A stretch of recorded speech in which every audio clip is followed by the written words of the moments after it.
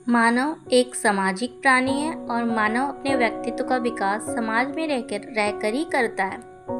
जैसा कि हम जानते हैं, मनुष्य अगर ना हो तो समाज का निर्माण नहीं होगा और समाज नहीं होगा तो मनुष्य का कोई काम नहीं है। बिना समाज के मनुष्य कुछ नहीं कर सकता और मनुष्य के बिना समाज का अस्तित्व नहीं है। आज का हमारा टॉपिक है सामाजिक समस्याएं। जैसा कि हम लोग जानते हैं, मानव की एक सामाजिक प्राणी है। समाज में रहकर हर खुशी और दुख सब कुछ उसे समाज में ही रहकर मिलता है। हर सुख और खुशी मिलता है। कोई भी समस्या आने पर समाज में ही उसका समाधान वो ढूंढता है। निश्चित रूप से व्यक्ति और समाज का अन्योन्याश्रय संबंध है, मतलब कि एक दूसरे से पूरक संबंध या परस्पर संबंध हम कह सकते हैं कि है। एक के बिना दूसरे की परिकल्पना संभव नहीं है, परंतु कभी कभी समाज में कुछ ऐसी बातें हो जाती है जो व्यक्ति के लिए उचित कही नहीं जा सकती और निंदनीय समझी जाती है। मतलब कि ऐसा भी कभी कभी कुछ बातें हो जाता है जो समाज के लिए या किसी व्यक्ति के लिए बिल्कुल भी सही नहीं होता और उसकी निंदा की जाती है। इस पार्ट में भी कुछ समस्याओं का हम चर्चा करेंगे, जैसे कि हो गया बाल विवाह, नशाखोरी, बाल श्रम, उन्मानव और बाल तस्करी।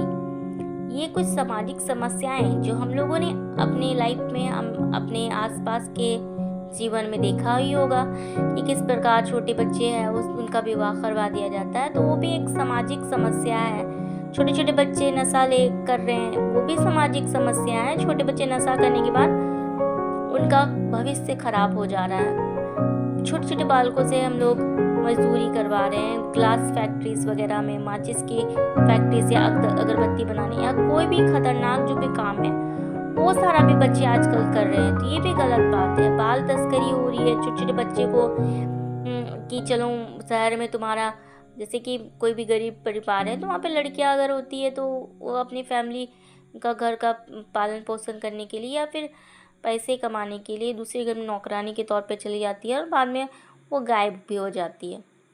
तो इस पार्ट में हम लोग जानेंगे कि बाल समस्याएं क्या क्या है। तो पहली समस्या बाल विवाह। तो बाल विवाह के बारे में हम जानने से पहले एक छोटा सा पत्र है जो कि एक कल्पना ने अपने मित्र सीमा को लिखा है। तो इसके बारे में हम लोग पहले पढ़ते हैं क्या लिखा है उसने। प्रिय सीमा, कई वर्ष बीत गए तुमसे मिले हुए। इस दरमियान तुमसे कोई बात भी नहीं हुई। तुम्हारा पता मुझे बहुत ही मुश्किल से मिल सका। मुझे अपने स्कूल के दिनों में खुशी के लम्हे याद आते हैं। हम दोनों पढ़ाई में काफ़ी अच्छे थे। परीक्षा में हमारे बीच मुकाबला होता था। हम भविष्य में अपने लिए कई सपने देखे थे हमने, परंतु मेरी आशाएं और सपने बच्चों के लिए है अब। तुम्हें तो पता ही है कि जब मैं कक्षा 7 में थी तभी मेरी शादी कर दी गई थी। मैं शादी के लिए बिल्कुल भी तैयार नहीं थी, लेकिन परिवार और समाज के दबाव के आगे मैं झुक गई। मैं 15 साल की थी जब मैंने अपनी बेटी को जन्म दिया। इसके पश्चात 2 वर्ष के बाद मेरे बेटे का जन्म हुआ। मैं अपने बेटे को लेकर हमेशा चिंतित रहती हूँ।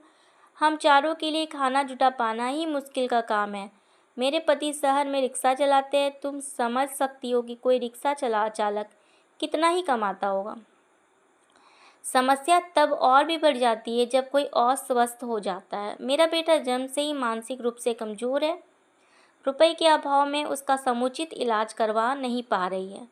मेरा भी स्वास्थ्य प्रायः खराब रहता है। मेरी बेटी इस समय 4ठी कक्षा में पढ़ती है, लेकिन अगले साल से उसका स्कूल जाना शायद बंद हो सकता है। घरेलू काम मुझसे नहीं संभल पा रहा। देखिए, उसने अपनी मित्र सीमा को लिखा है, कल्पना ने। कल्पना और सीमा दोनों बचपन से बहुत अच्छे मित्र थे। जब वो कक्षा 7 में थी तभी उसका विवाह करवा दिया गया। लगभग 13-14 साल की होगी तभी शादी करवा दी गई और 15 वर्ष की आयु में उसका बच्चा भी हो जाता है। तो छोटी उम्र में शादी के कारण एक तो रिश्ते को संभाल पाना कितना मुश्किल होता है। एक छोटी सी बच्ची है, उस पर इतनी सारी घर की जिम्मेदारी, ऊपर से उसका हस्बैंड भी रिक्शा चलाता है। कितने मुश्किल के दिन होते हैं ये समझना बहुत ही ज़रूरी है, क्योंकि जब भी शादी हो जाता है ना तो उसे पूरे घर का काम संभालना, फिर अपने घर का देखभाल भी करना, फिर अगर खर्च ज़्यादा जैसे कि बीमार अगर हम लोग पड़ गए या किसी भी ज़रूरत की चीज़ है, तो हर चीज़ के लिए तो पैसे की ज़रूरत पड़ती है। पैसे जब हस्बैंड कम कमा रहे हैं तो फिर कैसे घर को चलाया जाएगा।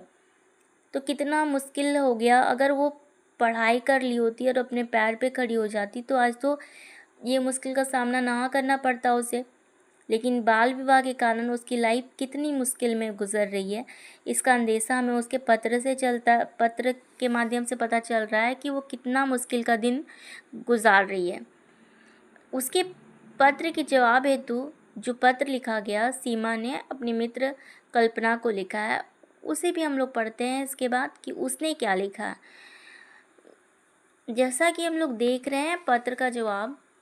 प्रिय कल्पना, 1 महीना पहले तुम्हारा पत्र मिला। वास्तव में मैं समय से पत्र नहीं लिख सकी। तुम्हें तो पता है कि मैं गढ़वा में एक विद्यालय में अध्यापन करती हूँ।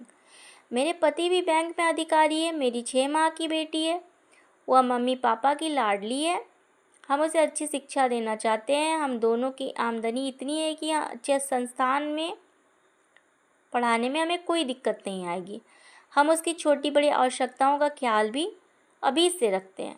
हम 3 लोगों का परिवार बड़े मज़े से चल रहा है। रविवार या अवकाश के दिन हम नज़दीक कहीं घूमने भी निकल जाते हैं। साल में 2 बार हम सैर पर जाते हैं। भगवान ने हमें बहुत सारी खुशियाँ दी है। हम चाहते हैं कि हमारे दिन ऐसे ही बीते। तुम्हारी पत्र की प्रतीक्षा रहेगी, तुम्हारी सहेली सीमा। देख रहे हैं आप, बाल विवाह ना करके सीमा ने अपनी पढ़ाई पूरी की और कल्पना की शादी होने के बाद उसे कितनी मुश्किलों का सामना करना पड़ा। आज अगर कोई शादीशुदा लड़की इस वीडियो को देख रही होगी तो उसे पता होगा कि कितना सारा मुश्किल का सामना करना पड़ता है। ऊपर से बाल विवाह, एक छोटा सा बच्चा पे पूरे घर की जिम्मेदारी, उसे घर का खाना बनाना पड़ता है, उसके कपड़े बर्तन झाड़ू पोछा हर काम, प्राय सारे काम, बहू बन गई ना तो अब उस पर सारे काम लाद दिए जाते हैं। ऊपर से हस्बैंड की जिम्मेदारी, घर की आगे की घर गृहस्थी की जिम्मेदारी, बहुत सारा बोझ पड़ जाता है। एक नन्ही सी जान पे इतना सारा बोझ, कैसे दिन कट रहा होगा। ऊपर से उसका भी स्वास्थ्य ठीक नहीं हो रह जाने के कारण उसका जो बच्चा पैदा हुआ था, सीमा का नहीं कल्पना का जो बच्चा पैदा हुआ, वो मानसिक रूप से कमज़ोर था, जैसा कि आपने हमने पहले वाले पत्र में पढ़ा। ऊपर से अगर कोई बीमार पड़ जाता है तो पैसे की वजह से काफ़ी उन्हें दिक्कत का सामना करना। वहीं हमने अभी पढ़ा कल्पना के बारे में, ये सीमा के बारे में हमने पढ़ा। सीमा ने क्या किया, पहले पढ़ाई की, फिर उसके बाद से विद्यालय में अध्यापन का कार्य कर रही है। उसके पति भी अच्छे बैंक में अधिकारी है। अब उसे किसी प्रकार की किसी चीज़ की चिंता नहीं है। वो आराम से पढ़ाई भी करती है, कोई बीमार पड़ता है तो अच्छी जगह पे इलाज भी करवा लेती है। तो इस प्रकार हमने क्या देखा कि छोटी उम्र में विवाह कितना मुश्किल का सामना करवाता है। ये तो हमने कहानी के माध्यम से, पत्र के माध्यम से सीखा था। अब हमें आगे की कक्षा में बाल विवाह की किस प्रकार कुरीति है और उससे क्या क्या लाभ हानियाँ होती हैं उसके विषय में हम लोग जानेंगे। आज के लिए हम लोग ने जाना सीमा और कल्पना की कहानी को।